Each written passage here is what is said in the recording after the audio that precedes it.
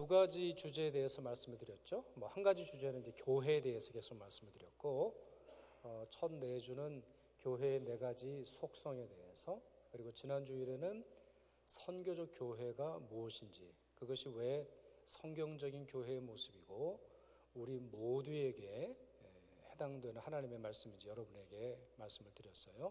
그 중에 아주 짧게 지난주 설교 중에 선교적 교회의 주된 관점을 요약을 해드릴게요. 자, 선교적 교회는 주된 관점이 어디 있어요? 사람들을 끌어모으는 데 있어요? 아니죠. 사람들을 복음을 가지고 보내는 데 있어요. 그리고 그 세상으로 나간 보냄받은 교인들로 인해서 하나님의 우주적 통치, 예수 그리스도의 우주적 복음, 모든 열방을 다스리시는 하나님의 권세와 능력을 증언하는 데 있어요. 그리고 마지막으로 세 번째, 어떻게 증언할 거예요? 개인적인 영역, 공적인 영역, 흔한 말로 우리 가정에서의 생활뿐만 아니라 사회생활 전 영역에 걸쳐서 이 사실을 증언하는데 우리가 열심을 내야 될 뿐만 아니라 따라서 선지자적인 목소리를 내야 한다. 하나님께서 우리에게 주신 말씀을 세상에 전하기 위해서 선지적인 목소리를 내야 한다. 그렇게 말씀을 드렸습니다. 자, 이런 교회의 속성을 실천하고자 할 때, 그리고 이러한 선교적 교회를 실천하고 할 때 우리는 반드시 장애물을 만날 겁니다. 그렇죠? 하나님의 백성의 흐름, 하나님의 백성들이 세상으로 나아가서 하나님의 복음을 증언하려고 할 때 장애물이 있을 거예요. 그 첫 번째 장애물은 우상 숭배입니다. 이 사실을 잘 설명하는 것이 케이프타운 서약문입니다. 더 길게 말씀드리면, 더 실제 제목으로 말씀드리면 케이프타운 서약 신앙 고백과 행동이라고 하는 서약문이 되겠습니다. 케이프타운에서 만들어졌고요. 제가 여러분 로잔 언약, 케이프타운 이거 계속 말씀드리죠. 로잔 스위스에 있는 도시고 케이프타운 남아프리카 공화국에 있는 한 도시인데 이 도시, 두 서약문, 두 신앙 고백은 서로 연결이 되어 있습니다. 어떻게 연결이 되어 있냐면은 존 스토트와 그리고 많은 복음주의자들에 의해서 시작된 세계 교회 운동이 21세기 2010년에 케이프타운에서 다시 재확인이 되고, 그러면 이 확인된 복음주의자로서의 사명을 어떻게 행동으로 옮겨야 할 것인가를 잘 설명을 하고 있습니다. 그래서 로잔 언약과 케이프타운 언약은 서로 신학적으로는 동일하고 바뀐 시대 속에서 교회와 성도들은 어떻게 행동해야 하는지가 더 늘어나고 있다, 이렇게 볼 수가 있고, 이러한 언약문, 이러한 서약문이 중요한 이유는 우리 교회가 복음주의적인 교회이기 때문입니다. 저희 교회는 교단을 가지고 있지는 않아요. 물론 저는 장로교회 목사이고 여러분 중에는 감리교 장로, 또 감리교 권사, 아니면은 장로교회에서 오신 여러분들, 또 순복음에서 오신 분들, 침례교인들도 다양합니다. 그러나 우리는 교단이 없다 할지라도 복음주의라고 하는 신학적 베이스먼트 위에서 세워져 있어요. 저희 교회 설립하신 분들, 헌장을 만드신 초대 성도님들의 우리 교회에 대한 비전이에요. 그러니 복음주의자들이 뭐라고 말하는지 우리는 유념하게 들어볼 필요가 있는 거예요. 이 서약문을 작성한 복음주의자들은 선교를 막는 가장 큰 장애물이 우상숭배라고 하는 사실을 명료하게 설명하고 있어요. 제가 그 문단을 읽어드릴게요. 하나님의 선교를 성취하는 데 가장 큰 장애물은 하나님의 백성들의 우상숭배이다. 자, 이 첫 번째 문장이 굉장히 중요한 겁니다. 하나님의 선교를 성취하는데 가장 큰 장애물은 하나님의 백성들의 우상숭배이다. 열방으로 하여금 오직 살아계신 참된 하나님을 예배하도록 하기 위해 부름받은 우리가 다른 사람들이 섬기는 거짓 신을 따른다면 우리는 비참하게 실패할 것이다. 사뭇 충격적인 말이에요. 선교를 가로막는 장애물, 뭐 타 종교와의 갈등일까요? 이슬람과 기독교의 충돌일까요? 재정이 부족해서 문제예요? 보낼 선교사가 없는 것이 선교의 가장 큰 걸림돌입니까? 상황이 어렵습니까? 포스트 모더니즘 세상이 되었고 다원주의 세상이 되었기 때문에 그것이 선교를 가로막는 장애물이 됩니까? 물론 이 서양문에 보면 그와 같은 것들이 언급이 되어 있습니다만 가장 큰 장애물은 하나님의 백성들의 우상 숭배라고 그랬어요. 하나님의 백성들, 다시 말해서 오직 예수로 살고 오직 예수께서 나의 소망이고 오직 예수가 나의 구원의 능력이고 오직 예수로 말미암아 살아가고자 하는 그들, 그리고 입으로는 바로 그 사실을, 복음이라고 말하는 그 사실을 전하는 자들의 행동에서 보여지는 우상 숭배야말로 선교를 실패로 이끄는 가장 큰 장애물이다, 이렇게 설명을 하고 있는 것입니다. 그렇다면 어떤 우상들이 문제가 될까요? 만약 여러분들이 이걸 가지고 우상 그랬을 때 불교를 떠올린다거나 유교를 떠올린다거나 다른 타종교 아니면 샤머니즘을 떠올린다고 할 때 우상의 아주 일부분만 여러분들이 생각하게 되시는 거예요. 이 서양문이 상당히 깁니다. 62페이지죠. 그러니 한 권의 책이라고 말할 수 있고 긴 논문이라고도 볼 수 있겠는데 그 내용 중에서 하나님의 백성들을 유혹하는 6가지 우상 숭배가 언급이 되어 있어요. 첫째, 우상에 현혹된 혼합주의. 복음에 자꾸 뭔가를 더하는 거죠. 복음에 세상 종교, 세상 윤리, 또 세상 사람들이 좋아하는 것들이 혼합되어진 그러한 모습. 둘째, 소비주의라고 하는 우상. 셋째, 성적 방종과 숭배. 특별히 여기 있어서는 그 목회자를 포함한 그리스도인 지도자들의 성적인 방종, 그리고 마치 성이 없으면 살 수 없는 것처럼 행동하는 그와 같은 모습 지적하고 있어요. 넷째, 권력이라고 하는 우상. 다섯째, 성공이라고 하는 우상. 여섯째, 탐욕이라고 하는 우상. 이 6가지가 교회의 발목을 잡고 있다는 거예요. 이 6가지가 복음이 세상으로 더 확산되어야 하는데 확산되지 못하도록 만들고 있다는 것입니다. 6가지를 엄밀히 검토할 때 우리에게 해당이 안 되는 게 없어요. 우리 한국 사람들에게, 한국 교회에게, 또 우리 한인 교회, 또 이 땅에 있는 특별히 북미의 교회에 아주 유념해야 할 내용들이 참 많이 있는데요. 그 중에서도 이 탐욕의 우상이 가장 큰 영향을 발휘하고 있는 것 같아요. 탐욕의 우상. 이 내용을 읽어보면 케이프타운 서양문에는 이 탐욕의 우상은 누굴 말하느냐? 번영복음 아니면 번영신학이다, 이렇게 아예 명료하게 말하고 있어요. 탐욕의 우상은 번영복음이다, 번영신학이다 라고 말하면서 그것이 왜 문제인지, 그것으로 인해서 우리의 선교는 왜 실패를 거둘 수밖에 없는지를 설명하고 있어요.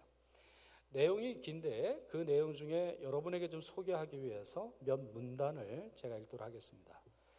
우리는 성경이 번영에 대한 비전을 갖고 있으며 하나님의 축복에 관한 가르침에 물질적인 번영, 괄호하고 건강과 부, 이 2가지가 포함된다는 것을 확신한다. 그러나 우리는 영적인 축복이 물질적인 축복에 의해 측정된다거나 언제나 부가 하나님의 축복의 표시라는 주장은 성경적인 가르침이 아니라고 거부한다. 예를 들어 볼까요?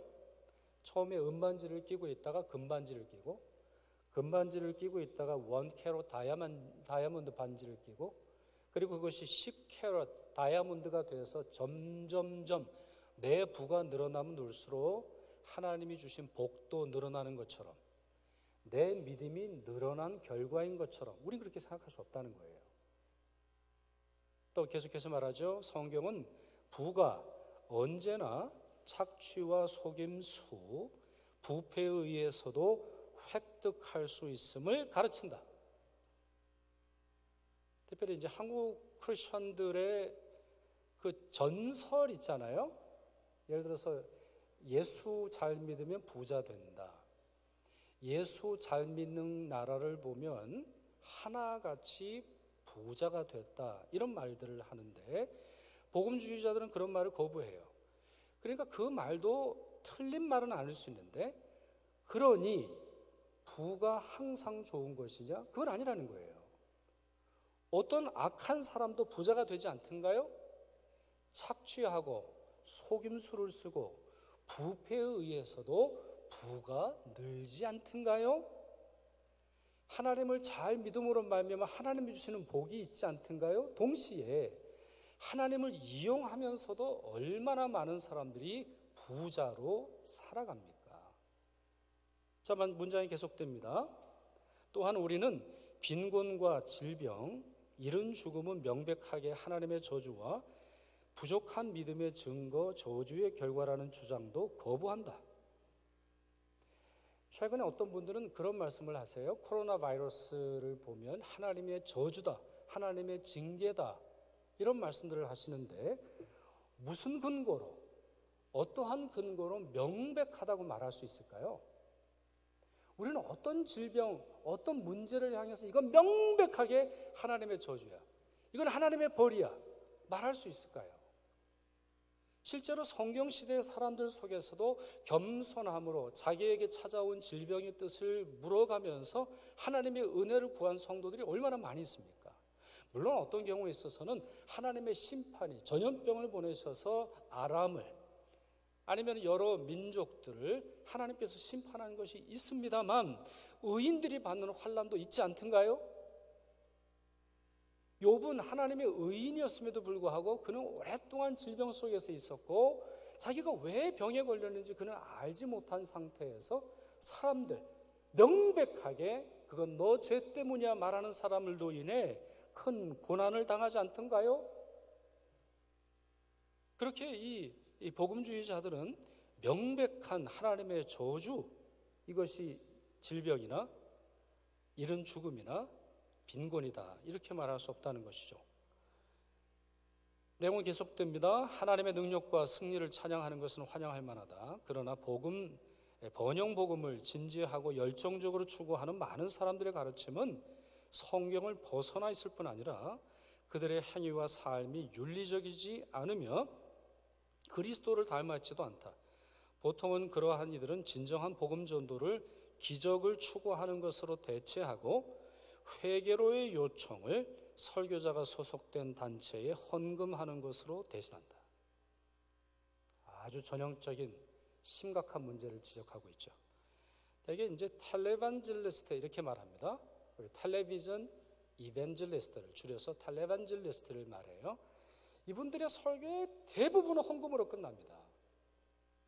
이런 분들의 설교의 대부분은 회개했습니까? 그럼 회개에 합당한 헌금을 하십시오.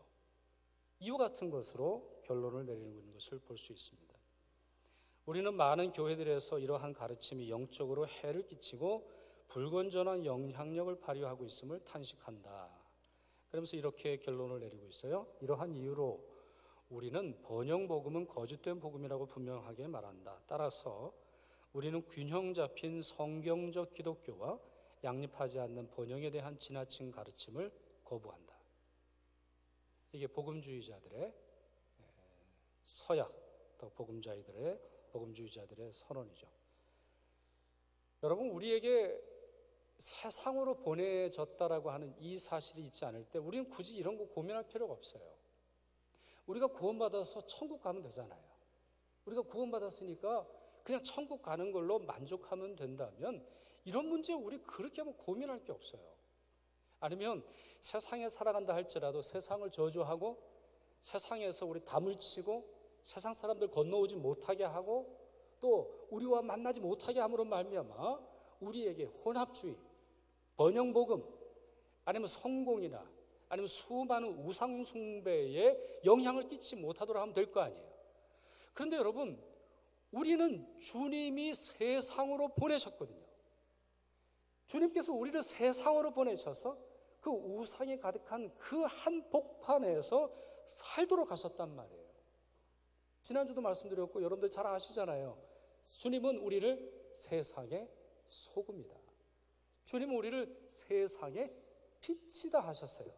그러니 이 문제가 되는 거죠. 세상 사람들이 번영을 좋아하고 세상 사람들이 자기 안에 있는 탐욕, 자기 안에 있는 욕심을 이용하기 위해서 종교를 끌어들이고 문화를 끌어들이고 사람들을 끌어들이고 사람들의 마음을 끌어들이는 이 욕망에 가득 찬 세상에서 하나님의 복음을 전해야 하는 이 사명이 우리를 어렵게 합니다. 근데 여러분, 주님의 말씀은 매우 명료한데요, 주님은 우리를 세상의 빛이라고 말씀하시면서 다음과 같은, 또 세상의 소금이라고 말씀하시면서 만일 소금이 그 맛을 잃어버리면 무엇으로 짜게 하겠느냐라는 말씀을 더하셨어요. 그런데 주님이 원하시는 것이 무엇인지 이해할 수 있어요. 단지 세상에서 사는 거예요? 그럼 그 말씀이 끝나는 거예요. 세상의 소금이다, 세상에 나아갔냐? 잘했다, 이걸로 끝날 텐데 맛을 잃어버리면 안 된다. 그 맛은 뭐예요? 소금이 갖고 있는 고유함이죠. 여러분, 세상 모든 물질 중에 짠맛은 오직 소금만 가지고 있어요. 제가 얼마 전에 BBC 다큐멘터리를 봤는데요, 댐이 있는데요, 댐에 산양이 그 댐 한복판으로 걸어 올라갑니다. 이게 무슨 말인지는 여러분들이 좀 보셔야 될 거예요. 댐이 위에가 있으면 밑에 이렇게 경사가 돼서 밑으로 내려오는데요, 굉장히 가파릅니다. 근데 그거를 올라가는 거예요. 왜 올라갈까요? 그 가운데 소금이 있기 때문인 거예요. 세상의 소금 성분은 오직 소금만 가지고 있다니까요. 그러니 주님이 우리를 향해서 너희는 세상의 소금이라 할 때는 아무 의식 없이 그냥 세상에서 흘러가는 대로 살아가는 그걸로 충분하다는 말씀이 아니에요. 그 가운데 소금의 맛을, 다시 말해서 복음의 맛을, 복음에 가르치는 진리를, 복음으로 말미암아 우리에게 주시는 하나님 나라의 원리를 지켜내야 한다 말씀하고 계시는 것이죠. 요한 1서에는 세상에 살아가는 주님의 제자를 향해서 이렇게 촉구하고 있어요. 또 아는 것은 우리는 하나님께 속하고 온 세상은 악한 자 안에 처한 것이며, 또 아는 것은 하나님의 아들이 이르러 우리에게 지각을 주사 우리로 참된 자를 알게 하신 것과, 또한 우리가 참된 자 곧 그의 아들 예수 그리스도 안에 있는 것이니 그는 참 하나님이시요 영생이시라. 그리고 마지막 문장에 이렇게 되어 있죠. 자녀들아, 너희 자신을 지켜 우상에게서 멀리하라. 자, 앞에 있는 슬라이드 보여주시겠어요? 사도 요한이 세상을 어떻게 표현합니까? 자, 먼저 우리를 어떻게 표현해요? 크리스천들, 성도들, 주님의 제자를 어떻게 표현해요? 하나님께 속해 있어요. 어떠한 것도 우리를 소속할 수 없어요. 우리는 하나님께 속해 있어요. 그런데 우리가 살아가는 땅은 어떤 땅이에요? 온 세상은 악한 자 안에 처해 있어요. 하나님 소속에서 벗어난 건 아니에요. 하나님의 통치에서 벗어날 수 있는 피조물은 그 어디에도 존재하지 않아요. 하나님의 다스림의 영역 벗어나서 존재하는 그 어떠한 영적인 것도 존재하지 않아요. 근데 문제가 있죠. 소속은 하나님의 소속이지만 악한 자 안에 처해 있어요. 악한 자 안에. 하나님의 거대한 집이라 할지라도 더러운 그릇에 담아놓은 물이 있다라고 생각을 해보시죠. 그러면 하나님의 집에 있다 할지라도 더러운 물이 될 수밖에 없는 그런 것을 이야기하는 거예요. 그리고 나서는 또 아는 것은 복음을 설명합니다. 여러분, 복음이 뭡니까? 복음. 한국 사람들이 제일 이해하지 못하는 게 복음이에요. 복음 얘기하면 다 보청기를 떠올리세요. 그래서 복음 보청기 회사가 정말 이름 하나는 잘 지은 거예요. 네, 복음 듣는 거, 이게 듣는 거에 있어요. 근데 여러분, 이제 이 서구에 오셨으니까 복음을 영어로 말하면 뭐예요? 뭐예요? 굿 사운드예요? 네? 굿 뉴스예요. What is news? 뭐가 뉴스예요? 사실을 우리에게 말해주는 거 아니에요? 하나님이 우리에게 오시면 얼마나 좋을까요? 여러분은 생각을 한번 해보세요. 여러분의 생각의 결론을 통해서 우리가 내려진 철학적인 진리, 철학적으로 도출된 결론이 무엇입니까? 이게 뉴스예요? 아니에요. 뉴스를 다 들어보세요. 어제 무슨 일이 어디서 벌어졌습니다. 그렇게 여러분 이렇게 행동을 하셔야 합니다. 이게 뉴스예요. 복음은 뉴스예요. 복음은 사상이 아니에요. 복음은 주님께서 우리에게 뭐 좋은 달콤한 메시지를 주시는 게 아니에요. 복음은 뉴스예요.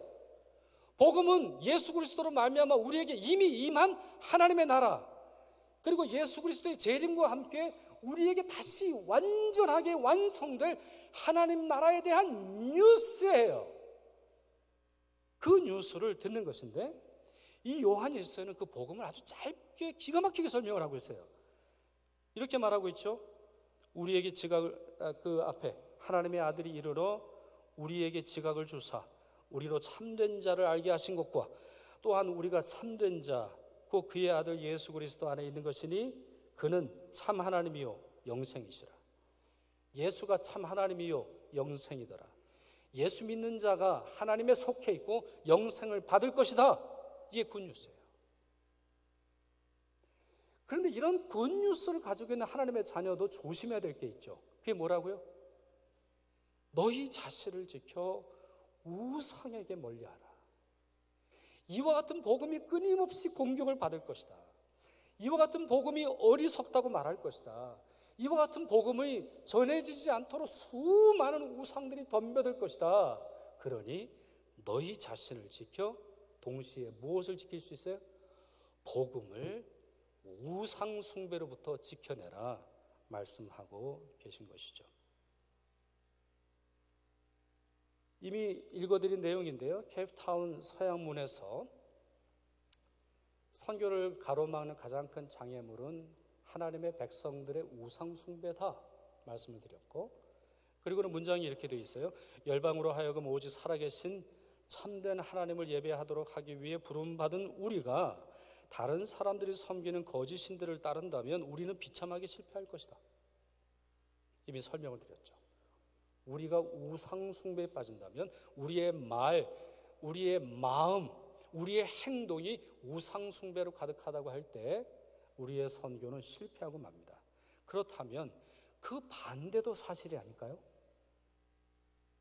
우리가 이 세상에, 정말 이 세상, 종교적인 우상, 사회적인 우상, 보이지 않는 우상, 보이지 않는 영적인 시스템까지 그와 같은 것에서 우리를 지켜낸다면 하나님의 복음은 힘있게 되지 않을까요? 우리가 누군가에게 예수를 믿으라 하기 전에 우리 자신부터 그 복음의 의미로 제대로 살아간다면 힘이 있다는 그런 말씀이 아닐까요?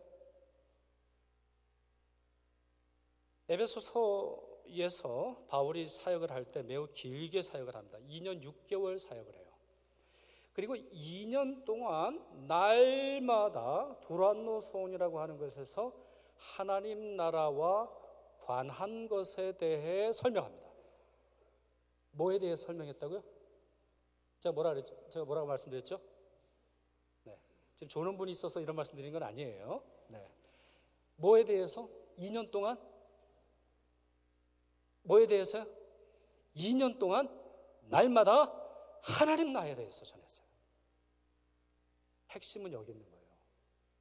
하나님 나라, 네, 번영의 복음이 침투하지 못하고 세상의 우상들이 침투하지 못하고 세상의 모든 사상을 해석해낼 수 있고 그것을 뛰어넘는 것이 복음이라는 것을 설명하는 그 하나님 나라에 대한 것, 2년 동안 여러분이 공부를 해보세요. 왜 여러분들의 믿음이 흔들려요? 왜 한국의 우상들이 사라지지 않을까요? 왜 한국의 신천지, 아니면 박태선, 아니면 문선명, 왜 이단들이 사라지지 않을까요? 왜 그들은 아주 목숨을 걸고 덤벼들까요? 와, 진짜 대단하지 않아요? 신천지들 안 열잖아요. 명단 내놓으라고 하는데 안 내놓잖아요. 그리고 그와 같은 것이 자기들이 핍박을 당하는 거라 그러잖아요.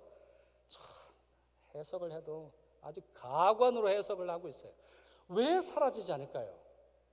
우리가 2년을 투자를 안 해서 그런 거예요. 하나님 나라에 대해서 내 2년을 한번 날마다 상고해 보자는 거죠. 자, 그렇게 했더니 어떠한 결과가 주어졌어요? 사도행전 19장 10절을 보시면 아시아에 사는 자는 유대인이나 헬라인이나 다 주의 말씀을 듣게 되었고 성령의 역사가 이때 나타나요. 주의 말씀을 전할 때 성령의 역사가 함께 나타납니다. 때로는 이것이 이제 바뀌기도 하죠. 성령의 역사가 먼저 나타나서 주의 말씀이 증거되는 이런 이해입니다만 이 두 가지는 항상 함께 가는 거예요. 주의 말씀과 성령, 주의 말씀과 성령, 이 두 가지가 같이 에베소에 나타나요. 그래서 많은 사람들이 회심을 하고 그 중에 어떤 사람들은 자기 삶에 큰 문제가 있다는 것을 자각을 해요.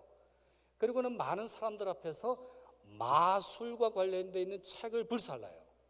점 보는 책을 불살라요. 맞는 말이에요. 자, 성경을 읽어보니까 성경에 있는 이 말씀을 읽어보고 성령을 경험하고 성령이 이끄시는 대로 한번 살아보니까 부적이 진짜 웃긴 거예요. 하나도 쓸모없다는 걸 알게 된 거예요. 점 보는 책, 마술 보는 거, 뭘 가지고 운명을 알아맞추는 거, 언제 태어났어, 별이 어떻게 되고 이런 거 우습다라는 걸 안 거죠.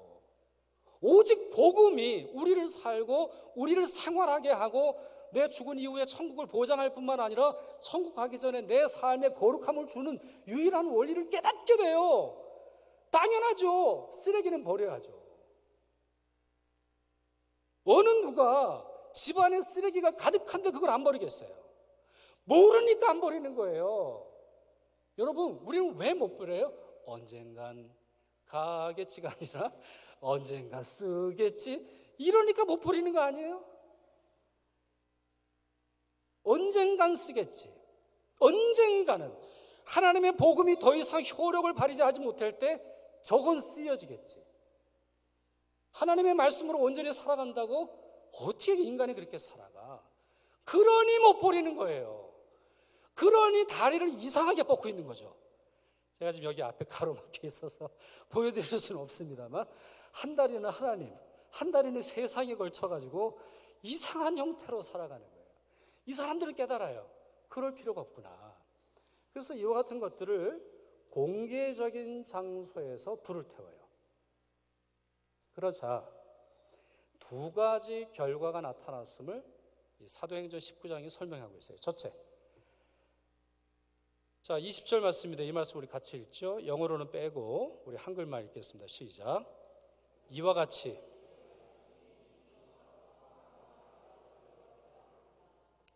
자, 중요한 단어가 있죠. 이와 같이. 이와 같이 했더니 주의 말씀이 힘이 있어 흥왕하여 세력을 얻으니라 했어요. 네. 우리의 우상 숭배는 항상 말씀을 가로막아요. 이거를 벗겨낼 때 말씀이 힘이 되는 거예요. 또 다른 결과가 일어나는데 폭동이 일어납니다. 이와 같은 인류에서 폭동이 일어나요.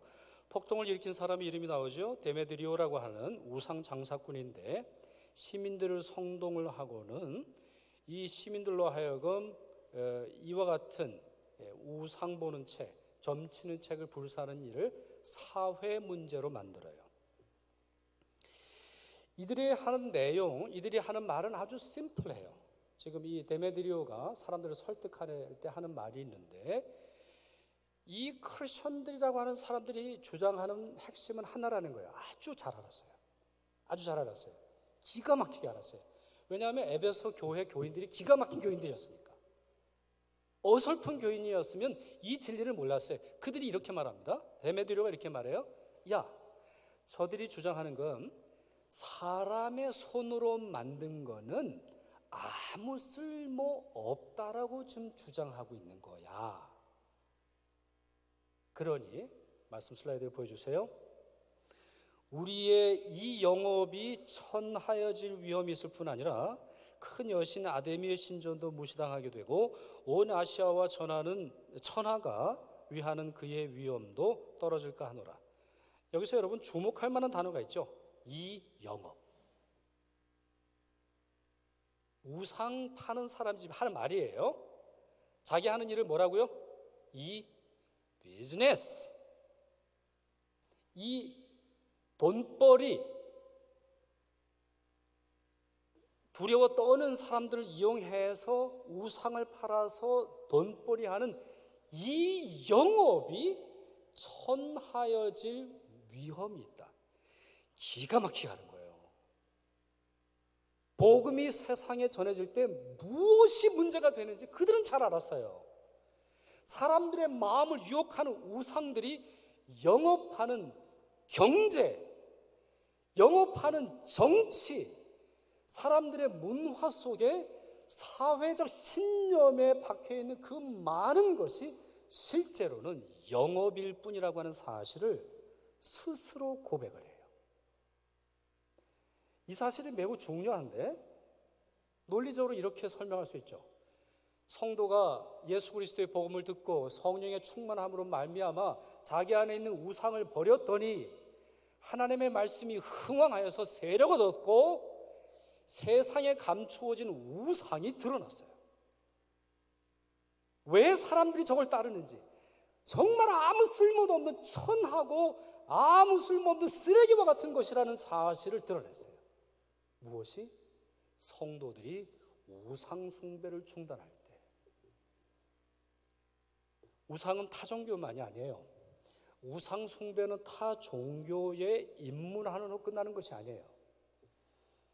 마틴 루터가 십계명을 강해하면서 내 앞에 다른 신을 두지 말라, 이 명령은 우리의 의를 위하여 예수를 믿으라, 이 복음의 명령과 본질적으로 동일하다 이렇게 설명을 합니다. 예수를 믿는 것과 우상을 섬기는 것은 같이 갈 수 없어요. 예수님이 인정하지 않으세요. 예수님이 그것을 용납하지 않으세요. 그럼 무엇이 우상입니까? 루터는 오직 예수님만 신뢰하지 못하도록 하고 다른 것을 더 신뢰하고 다른 것을 의지하게 될 때 그것을 우상이라고 설명합니다. 그래서 그는 설명합니다. 우리의 자랑, 우리의 욕구, 우리의 인정, 우리의 기쁨, 우리의 가치, 우리의 소망, 안전, 이와 같은 것들도 우상이 될 수 있음을 설명하고 있습니다. 결론입니다, 여러분. 우리에게 두 가지 사명이 있어요. 세상으로부터 도망치지도 말아야 하고 세상에 순응하지도 말아야 돼요. 여기서의 순응은 고3이 보는 수능 시험을 말하는 것이 아니라 순응, 주는 대로 받는 것, 시키는 대로 하는 것, 요구하는 대로 행동하는 것, 바로 그것이 순응 아닙니까? 그와 같은 것도 말아야 합니다. 할 수 있는 대로 철저하게 복음이 말하는 예수 그리스도를 신뢰하며 살아야 하겠고요. 바로 그럴 때 철저한 신앙의 삶을 사람들이 봄으로 말미암아 복음이 무엇인지 세상 사람들은 깨닫고 그들 역시 그들의 우상을 포기할 것입니다. 기도하겠습니다. 선교의 삼위일체 하나님, 저희를 세상으로 보내시며 복음 증거하는 사명 주시니 감사드립니다. 저희들이 세상의 우상 숭배에 물들지 않고 싸워 이길 수 있도록 지혜를 허락하여 주옵소서. 온전한 믿음을 공급하여 주시옵소서. 자본, 돈의 힘이 그 어느 때보다도 강력한 시대를 저희가 살아가고 있습니다. 겉으로 보이는 우상뿐만 아니라 보이지 않는 사회적 우상과도 맞서서 그 실체를 밝히고 참 하나님 나라를 숨김없이 증거할 수 있는 저희들이 되도록 도와주시옵소서. 우리 주 예수 그리스도 이름으로 기도드리옵나이다. 아멘.